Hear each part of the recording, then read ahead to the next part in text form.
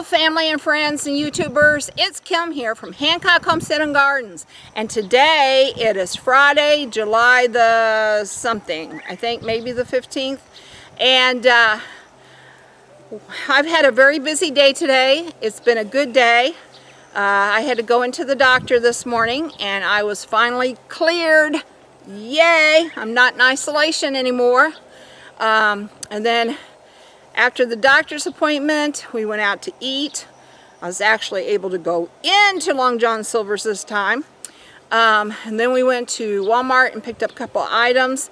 And then we got home and I went over and saw Karen and the kids and surprised Jeffrey. Oh my goodness, he was so surprised. He started jumping up and down and he would come over and he'd pat me and he'd say, "You are so nice. You are so cute." And it's funny because he's 2.5 now, and that's what he's heard us say to him. "Oh, Jeffrey, you're so nice. Oh, Jeffrey, you're just so cute." So those were the phrases that he knew were good, and he was using them on Grandma today. So that was pretty exciting. And then after that, I had to take a little nap, and realized that the chickens had not been fed or watered because we had to leave this morning. So I went ahead and came on out this evening, and I'm going to water them and feed them tonight. They were allowed to free range today, so they did have access to bugs and grass and stuff, and we do have an outside water source that they can get to, but I wanted to go ahead and, you know, get their inside food ready and collect up what eggs there are. So yeah, so we're gonna go ahead and we're gonna go do that real quick. And as soon as I walk out the door, I'm greeted by Paulo, who sits there patiently and waits for me. Yes, are you waiting patiently? And there's Big Red. Yes, I know, Big Red. I'm coming. You gonna lead your girls away now? Tell them. Say, "Come on, girls. Let's go to the chicken house and she's gonna feed us."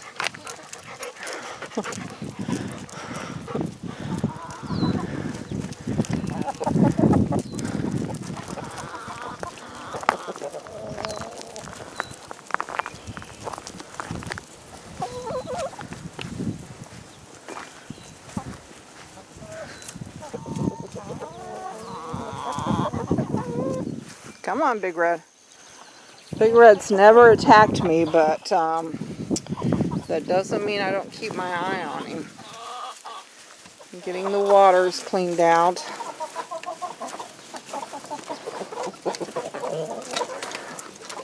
Go on, you first.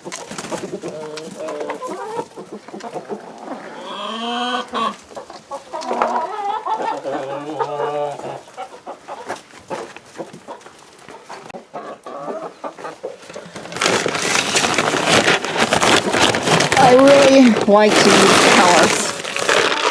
Yes. And normally we feed these girls and Guy in the morning, but I had a doctor's appointment this morning and we did not get it done. So they're just going to get an evening snack here.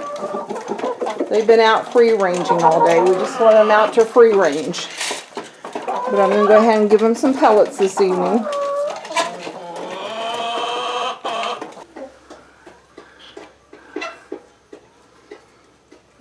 It looks like maybe John put some DE in the nesting boxes.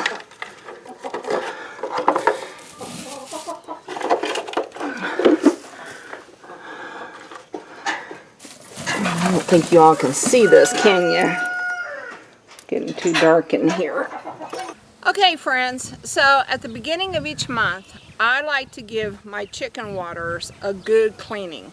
I'll clean them throughout the month whenever they need it, but at the beginning of each month, I try to use some bleach water and my scrub brush to them to give them an extra good cleaning. And so I have my waters sitting out here. And I already poured a little bit of bleach in them to get them started, sitting for just a few minutes, and some water. And so now I'm going to go scrub them out and get started on this. If you're using bleach, you do not want to get it in your grass. That's why I have it over here on this concrete section.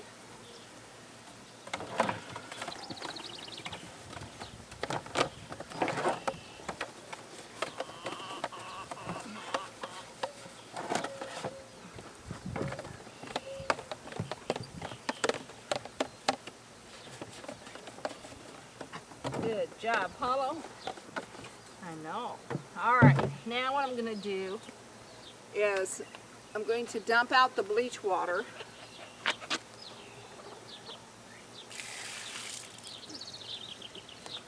And I'm just going to rinse these super duper good, because of course you don't want your chickens drinking Clorox. That would not be good for them.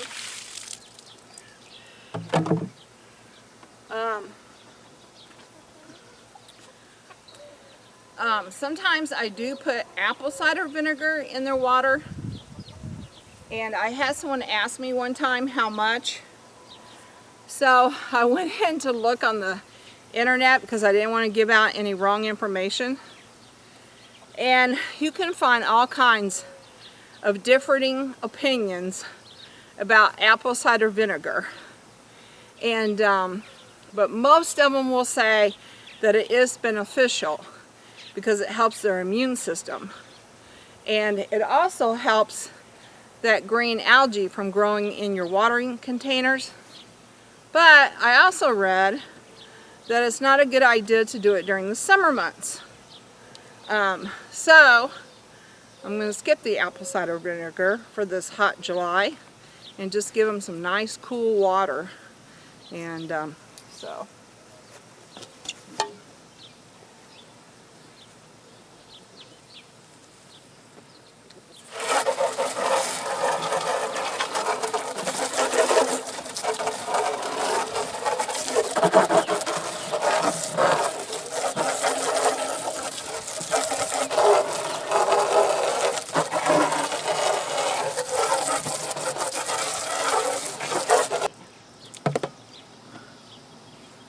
get their trays.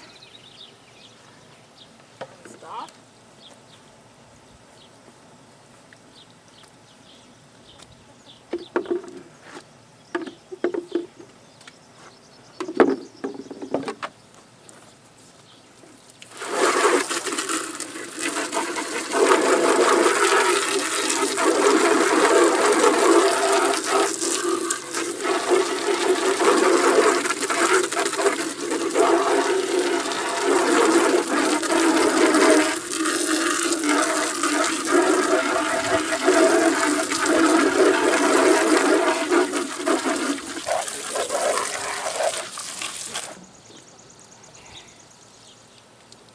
Man, I wish I had a hose that didn't leak. Yeah, it just leaks all over me.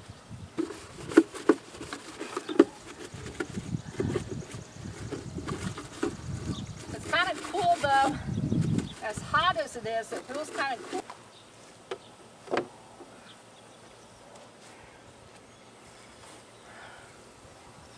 All right, let's get these rinsed off.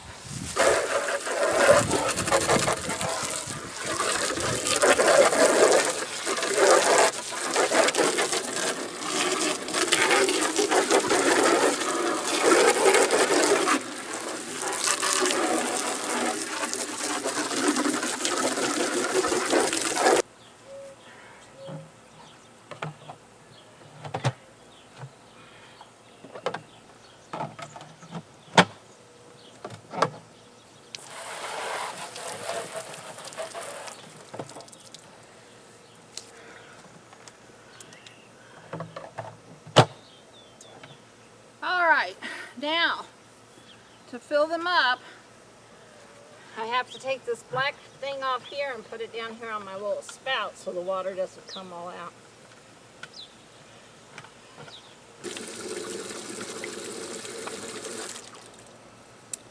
Alright, I'm not filling those as full because I don't think I can carry them quite yet, so they're about 3/4 of the way full.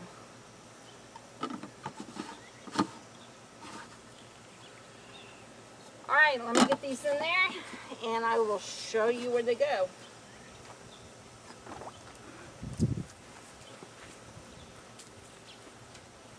Oh.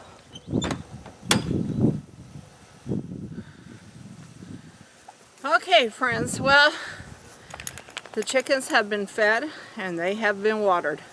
It was a hard job today, I'll tell you. Oh my goodness. But you know, that is something that you really need to think about if you're considering being a new homesteader, is that if you have animals, they have to be taken care of regardless, whether it's you or your significant other, or if you hire a guy down the road. But you know, you really can't leave animals go. And you know, back in our younger day, John and I, we used to do a herd of cattle. We used to have a hog house full of hogs. You know, we've always done chickens. We've also had ducks and turkeys and rabbits, and you know, and I've enjoyed all of those animals, and I hope to even replace some of the smaller ones. Like, I want to get more ducks. I want to eventually get more rabbits. But we are at the stage in our life right now where we just do not feel like we can do the bigger animals, the cows and the hogs. But we have, and we know what it's like. I'll never forget the Christmas day that John was out in the barn calving a cow, and walks outside and finds like a week-old calf in the pond and has to go in after her. And I mean, there's snow on the ground, and you know, you have to decide, am I going to go in after this calf that's going to likely drown and lose possibly $1,000, you know, or do I play it safe on the side of the pond? And he came and got me, but he did go in after her, and it was very scary for me to stand there and watch that, because I'm not really for sure what I would have done. But turns out he was able to get her out of there. But lo and behold, he came down with pneumonia. So homesteading is a lot of fun, and it has great benefits. But it's also a lot of work, and you have to really seriously think about those things before you just say, oh, I'm going to move to the country and be a homesteader. You know, you have to think about what degree of homesteading are you physically, mentally, and financially able to do, okay? So I don't mean to lecture, I really don't, but, and sometimes I get this teacher voice that my kids call it, the teacher voice. But so yeah, all right, well, not sure what got me off there on that rant, but there you go, there you have it. All right, well, if you like this video, please give me a thumbs up, and if you want to know more about our homestead and what we do on it, please subscribe. This is Kim. I don't know if you can see him. And Paulo.